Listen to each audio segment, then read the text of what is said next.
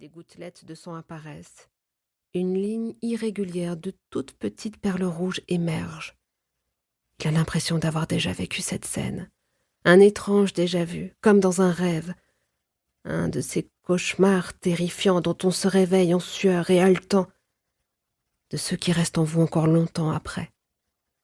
Quelques mètres plus loin, les arbres commencent à disparaître et le sol des bois cède la place au sable, à la roche au-dessous, des plis d'éléphants de calcaire poussiéreux. Il est arrivé à l'escalier que Théa a déniché la veille, de simples marches de bois coincées dans le sol.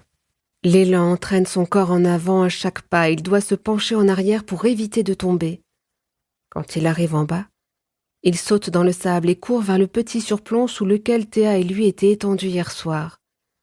Oli se jette à quatre pattes et creuse le dos pour se glisser au-dessous.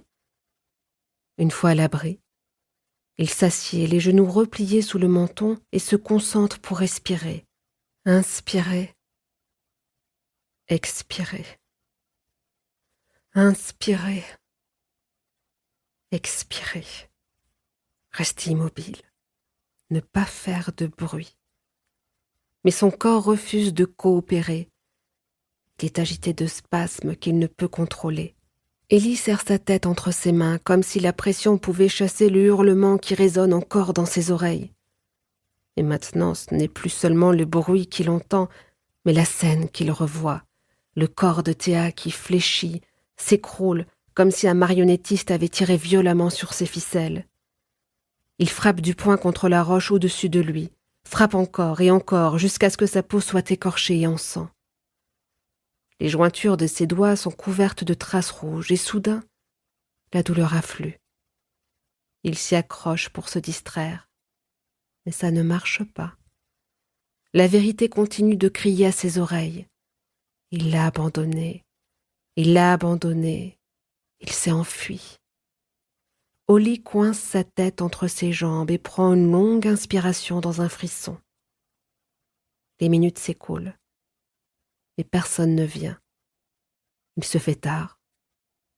Le soleil a presque complètement disparu, et le sable devant lui est maintenant dans l'ombre. Il va attendre encore un peu, décide-t-il, puis il essayera de retourner au camp. Alors que les secondes passent lentement, Oli se convainc à moitié qu'il s'agit d'une blague, d'une farce dans laquelle Théa s'est laissée embringuer par les garçons. Il se raccroche à cette pensée. Il va retourner au camp et elle sera là, à se moquer de lui qui s'est enfui comme un gamin. Quelques minutes plus tard, il ressort de sous le surplomb. En se redressant, il regarde prudemment autour de lui. Mais la plage est déserte. Il n'y a personne ici. Tandis qu'il retraverse la forêt en courant, il continue de se cramponner à cette idée. C'est une blague. Théa va bien. Mais dès qu'il pénètre dans la clairière, il sait.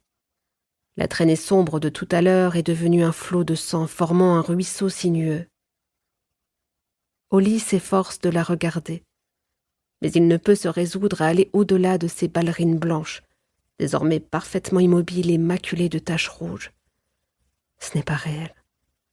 Pas Théa. Elle ne peut pas.